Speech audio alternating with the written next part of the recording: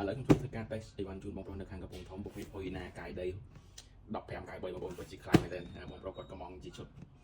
ពិតជាអែមមែនទែនតម្លៃពិសេសបងប្អូនបើសិនជាមានតម្រូវការអាចកំងបានឥឡូវខ្ញុំធ្វើការ test ជូនបងប្រុសមកយូអូខេយើងអានមកជាមកបងថ្មីបងថ្មីហើយសម្រាប់អីវ៉ាន់នេះ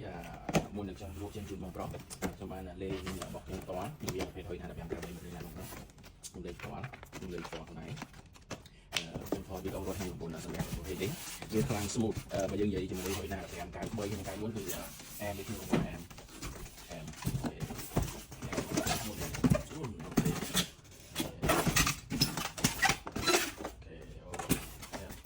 នៅក្នុងនេះមានថ្មមួយបងប្អូនមានថ្មមានទូរវីមានរីម៉ូតនិងជាការរត់ចេញមក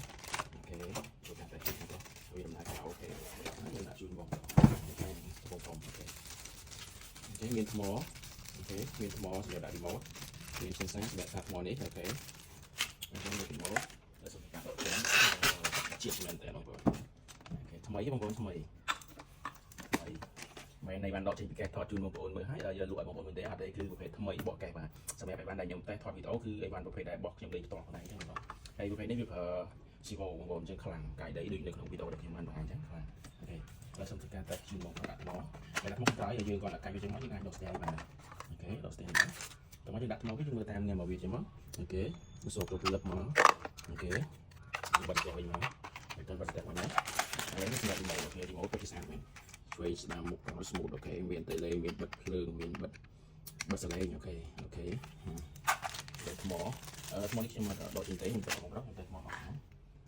ខេថ្មទៅជើងវិញមកអូខេ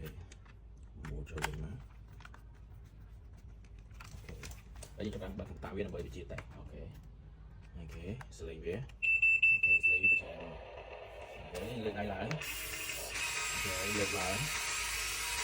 វាអូខេវាទៅមុខវាអូ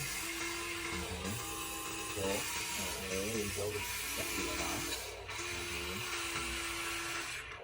វា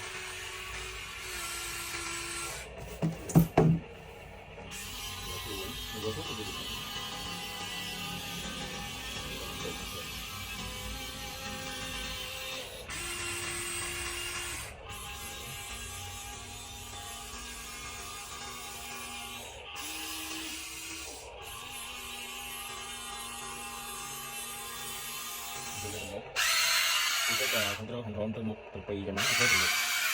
ហើយមកក្រោយយើងចុចកំពុងថាមកអូខេហើយទៅបើខ្លួននេះទៅមកពីមុខមកអូខេ